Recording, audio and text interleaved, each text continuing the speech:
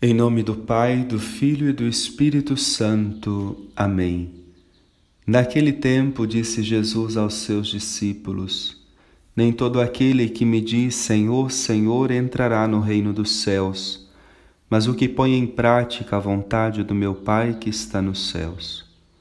Portanto, quem ouve estas minhas palavras e as põe em prática é como o homem prudente que construiu sua casa sobre a rocha. Caiu a chuva, vieram as enchentes, os ventos deram contra a casa, mas a casa não caiu porque estava construída sobre a rocha. Por outro lado, quem ouve estas minhas palavras e não as põe em prática, é como um homem sem juízo que construiu sua casa sobre a areia. Caiu a chuva, vieram as enchentes, os ventos sopraram e deram contra a casa caiu e a sua ruína foi completa. Querido irmão, querida irmã, a palavra do Senhor que nos é dirigida neste dia do Evangelho de São Mateus, capítulo 7, versículo 21, depois os versículos 24 a 27.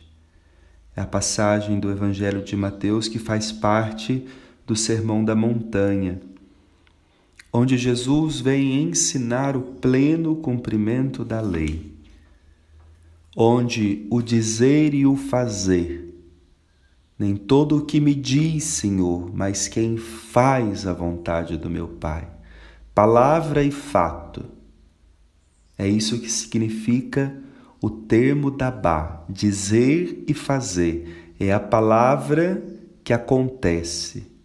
É uma palavra estreitamente ligada ao fato.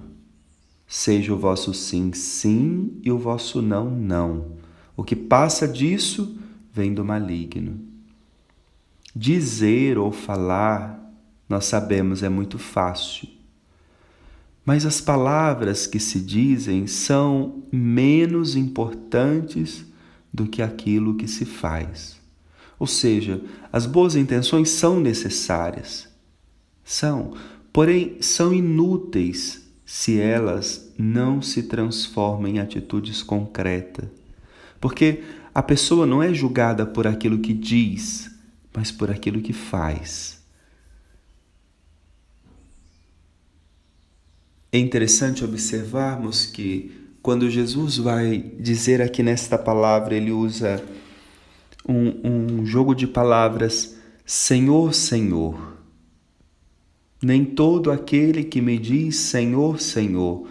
Na Bíblia, esta dupla repetição de um nome é sempre um chamado especial, uma forte chamada de atenção, digamos.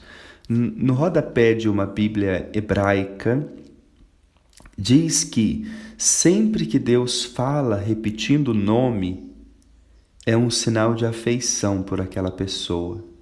Por isso dizia Abraão, Abraão, Moisés, Moisés, Simão, Simão, Marta, Marta. Da mesma forma, quando nos dirigimos a Deus e repetimos 2 vezes o seu nome, isso também tem essa importância. Porém, não pode ser algo falso, somente por belas palavras, mas precisa ser fruto de uma vida coerente. Não podemos invocar o nome do Senhor se isso não vem do coração, se isso não vem da sinceridade da alma. Por isso, nem todo o que me diz Senhor, Senhor, isso tem que vir de dentro da alma, não é só dizer uma palavra. E o texto de hoje é muito claro. Para que isso fique escancarado diante dos apóstolos, ele dá o exemplo do homem que constrói a casa. Não basta só construir, tem um modo de construir. É preciso construir sobre a rocha e não sobre a areia. O que significa isso? É ter a nossa vida pautada em Deus, é ter a nossa vida apoiada em Deus, é viver a nossa vida a partir dele e não de nós mesmos. Isso significa não só dizer, mas pôr em prática. Não viver a vida fundamentada em nossas ideias, mas a partir do Senhor, da vontade dEle, dos critérios dEle.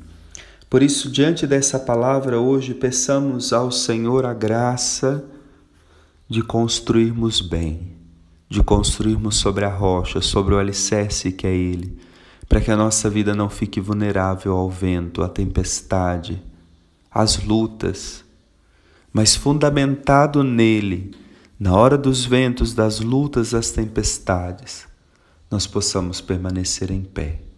Que Deus abençoe você, em nome do Pai, do Filho e do Espírito Santo. Amém.